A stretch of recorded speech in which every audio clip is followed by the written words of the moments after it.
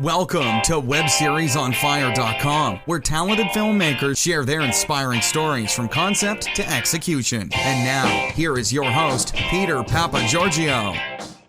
Welcome to WebSeriesOnFire.com. I'm your host, Peter Papagiorgio, and I'll be sharing the stories and journeys of the creators of the hottest new web series in the entertainment industry. My guest today, Alexander Pfander, and he has an incredible science fiction web series called Mission Backup Earth. Alexander, are you ready to ignite the entertainment industry with your web series? Yes, I am, and we're already doing it. That's right, I can see that, yeah. Yeah. All right. How should we start? Should I introduce myself a little bit? Sure, yeah. Give us a little kind of a quick glimpse of your personal life. Or you're based out in, this is an international call right now, an international. Exactly, yeah. I'm living in Berlin, Germany, and I'm a filmmaker for a while, and my current project is a web series, Mission Backup Earth. It's a science fiction web series. I'm going to talk about it in a moment. I'm married. I have 2 children. I have a day job. I spend most of the other time with my family, or I'm working on the series. So that's what I do. I'm an indie filmmaker. Sure. You shouldn't have a day job. This should be your life. You know what I mean? This should be your job. Yes. Yeah, I'm going to skip that job anytime I make enough money to let it go. Promise you that. How old are your children? Yeah. How old is they? My son is 10 and my little one is 2. And yeah, she takes also a lot of time, Wow. The small one. So, I mean, when they saw the web series, they must be like totally blown away, right? It's like... Yeah, I mean, the small one doesn't really realize what it is because she's watching Teletubbies. But the big one, he's also starring in it. He's in 2 episodes because at that point when I was shooting it, he had the right age. And as you can imagine, it's not so easy to get children actors, and so I asked him if he wanted to give it a try, and we tried it, and it worked out pretty well. Is he in the first episode? He's in the first one, and in the 4th, and in the 6th. He's playing one of the printed childs. Yes. Okay. I think I know who he is. Okay. Yeah. Cool. So why don't you want to give the audience kind of an idea of what your incredible web series is about? Yeah, okay, that's what I'm going to do now. Okay, Mission Backup Earth is a hard sci-fi series about colonizing exoplanets to ensure mankind's long-term survival. The thing is, the inspiration came from Stephen Hawking's statement saying that we probably only have 1,000 years left. We need to spread to the stars because, planet Earth probably won't last longer, and it's very dangerous to have all eggs in one basket. So when I thought, okay, then, if we have to colonize exoplanets, how can we do that? Because the biggest problem about it is that any kind of interstellar journey is impractical. Yeah, if not impossible. Yeah. So especially because we can't travel faster than light speed, like in StarArs or other movies. Yeah, I know. And even not close. And my approach to this whole science fiction thing is a more hard science. Hard sci-fi. Yes, I saw that. Yeah, it's kind of a combination of fantasy, but hard science there too. So, exactly. Yeah, and then I came up with the idea: why don't print the people on arrival? And that's what the whole mission is about—to print the humans at the destination. Then time doesn't matter anymore because then you can send the ship for hundreds or 1,000 years on the journey, and then when it arrives there, then the humans are printed. That's what. Because when I saw the first episode, I remember that they got printed, and then the woman was telling the children that we'll be there like in 9 years. Yeah. Well, that was just the idea because that the ship has to slow down because when it enters the solar system, it needs some time to decelerate. That was just a number I came up with, and also I thought about. They would print them as kids, and then they have enough time to grow up and be educated and to learn everything they need for the mission to colonize the planet.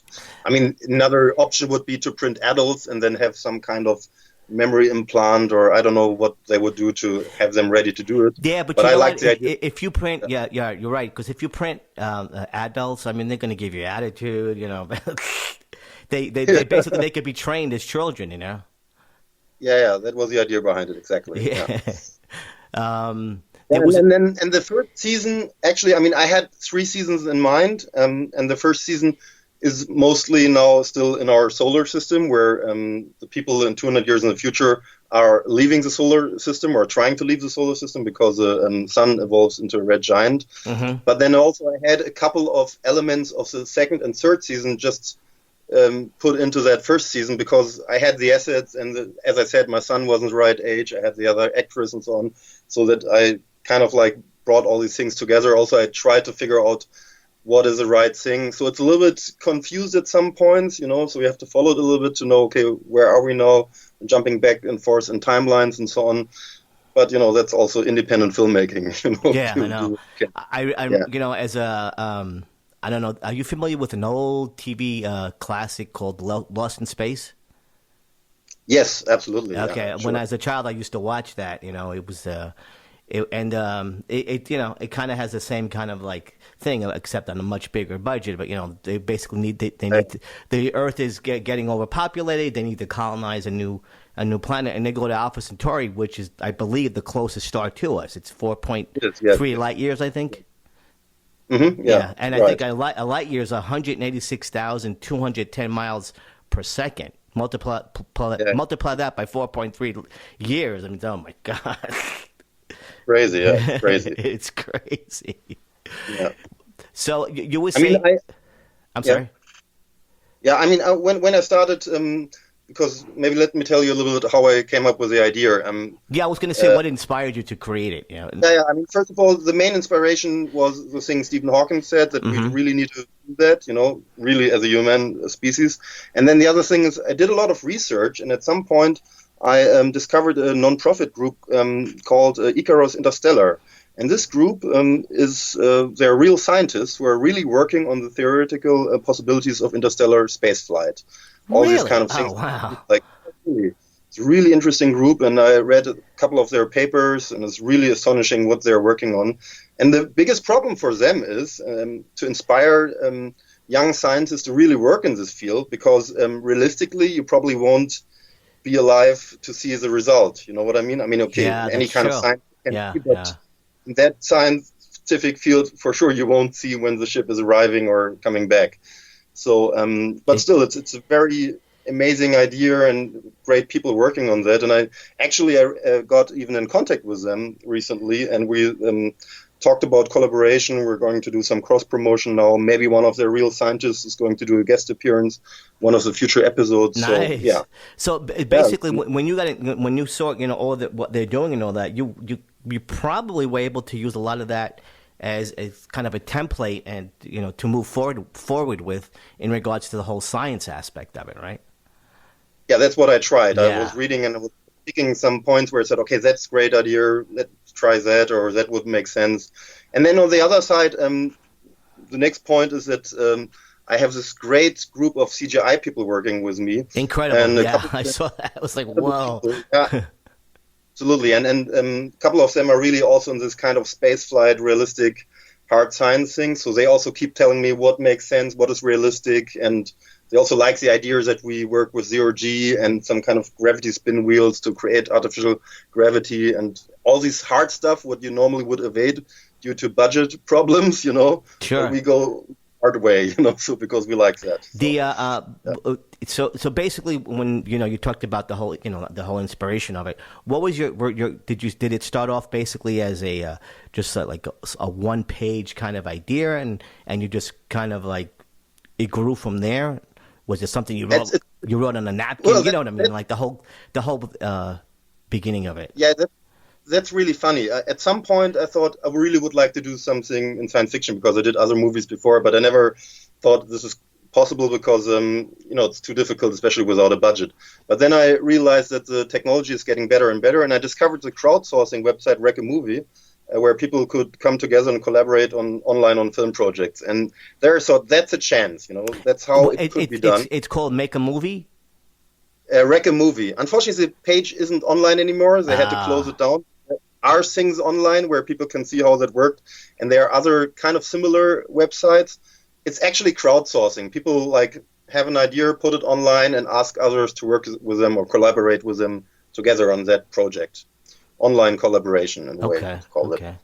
Yeah. So, and that seeing that, I thought, okay, that might be a chance to do it. And then the way I really wrote the story was that I wrote it in German because that's my native language. Sure, I just started to write, and I started to write a novel, actually. Like, I had 200 pages of, like, just things happening. And then I took stuff out of it and melted it down to small episodes, and you fleshed from it that out, yeah. Exactly. Did you have anyone to bounce off of at that point, or not yet? I mean, the actors involved, they're English and American actors based in Berlin, and they helped me to work on the scripts, work on the language stuff, where I couldn't do it, and also gave me feedback, and yeah, that's how it worked.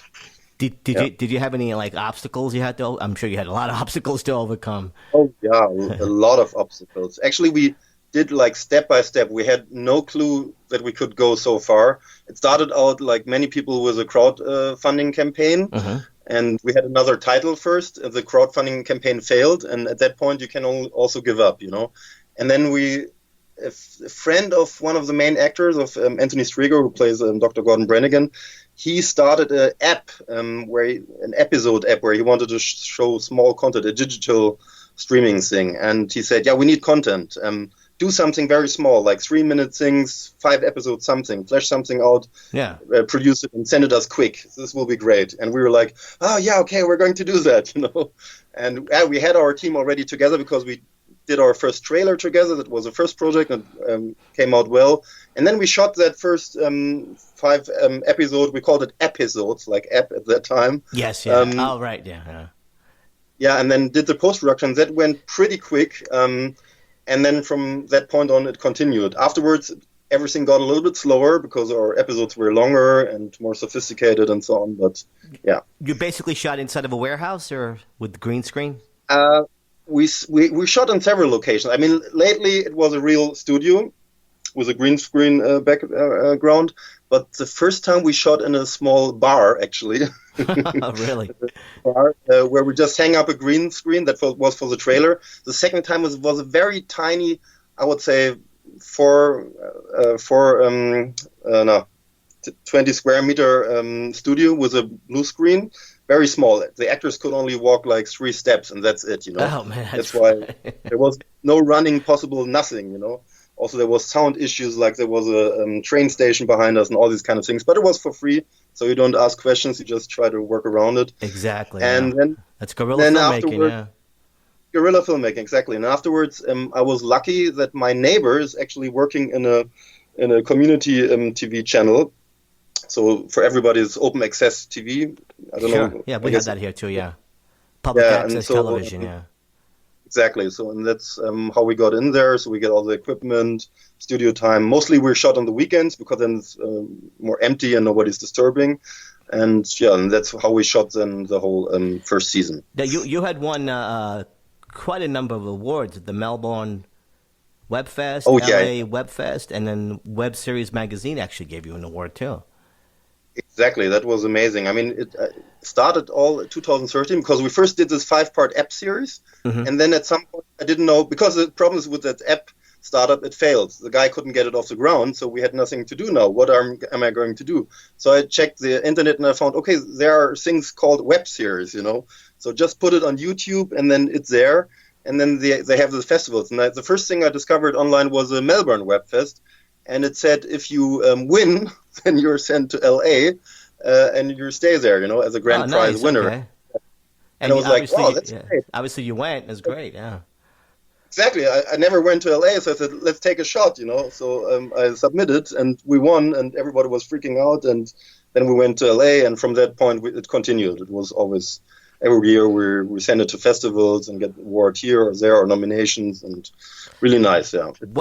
It's fueling our motivation. Exactly, yeah. Because I could see it'd be very easy to get down. You run out of money, and the thing is, you want to keep everybody on board and interested, which is hard when you're not paying people, and people wind up getting other gigs and all that. It's but you're the driving force behind this. So it's like it's your baby. No one's going to love it as much as you.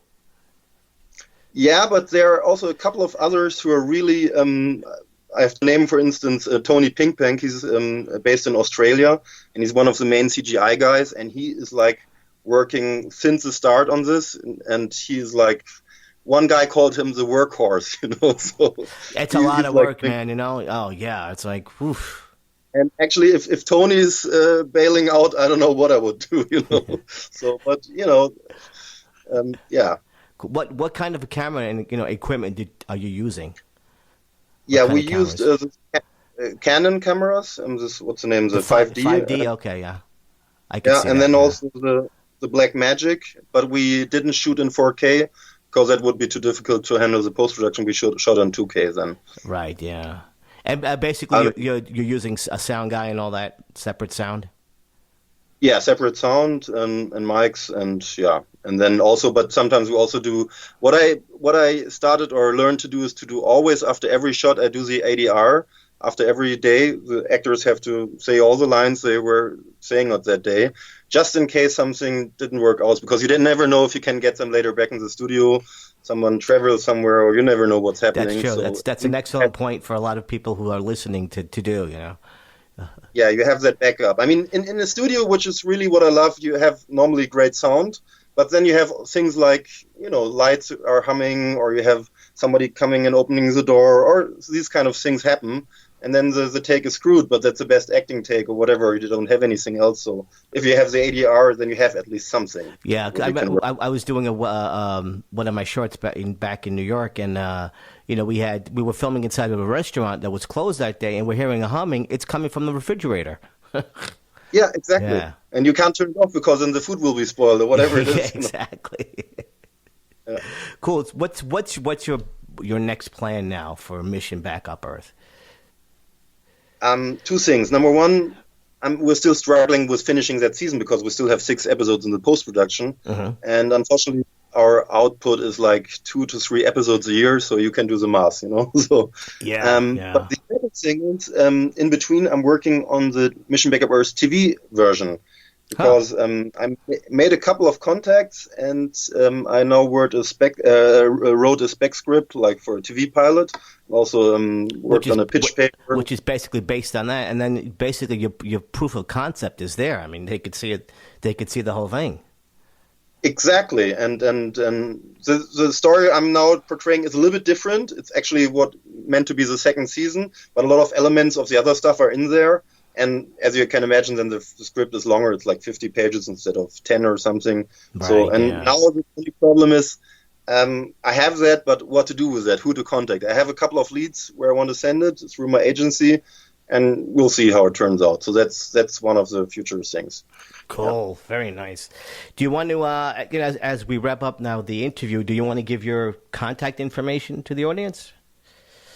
Yeah, absolutely, sure. They can contact me on Facebook with my name, Alexander Pfander. They can find me, or send me an email. Which spelled Pfander, right? Exactly, and my email is the same, like Pfanderfilm, also at AOL.com. I'm still using AOL. And they could always just Google Mission Backup Earth, and everything's going to come up there. I think you're on Wikipedia with that project at this point. Yeah, we did that. That's also a funny story how we got there, but maybe it's too long now. Well, if you want to give, if it's funny, yeah. If you want to say it to the audience, sure. How you got on? Yeah. The funny thing is, at some point, we got a review from the Starburst magazine, yeah, and the review wasn't too good because actually the reviewer was a little bit frustrated because it stopped at 5 episodes and he couldn't see the whole story unfold because we're still in post-production and he didn't know that. So, but he liked the idea and of the show, the premise of the show. And because we had that review, we actually could get into Wikipedia because they're very strict. What are your, I can't find the word now, but, Wikipedia tells you all the time that's not relevant. We don't put it in, they're pretty strict on what they take and what not. But as we had that, we were on. So the guy did us a big, he helped us on that, even if the review wasn't too good. Was that funny story. And the other thing, just I don't know if it's too long, but we were lucky to have the actor in the show who played Darth Vader. Yes, his name I is saw David. That. Yeah. Yeah, that was for me as a Star Wars fanboy. Oh yeah, man, that's like you must have been like slapping yourself in the face, like, oh my god, I got him. Exactly. Yeah. That's fantastic. Well, I want to wish you a lot of luck, and like I said, when I started watching, I watched the first episode. I'm like, oh my god, this is a web series. This is incredible. Yeah, it's pretty crazy. Yeah. Yeah, and I can only let me finish saying thank you to all my team, the cast, everybody involved, because they all did a great job and stayed with me loyal over all these years. And if anybody listening to this online wants to help us on the post-production, is it visual effects or CGI or whatever, just contact me or anything else. We're open for everything. Cool. So great. Okay, Alexander, thank you for being on the show. Awesome. Thank you, Peter, for having me. Well, that wraps up webseriesonfire.com. If you would like to be a guest on the show, please email me at webseriesonfire@gmail.com. Please like us on Facebook and subscribe to our podcast on iTunes. Thank you. Thanks so much for listening to webseriesonfire.com with your host, Peter Papagiorgio. We'll catch you next time.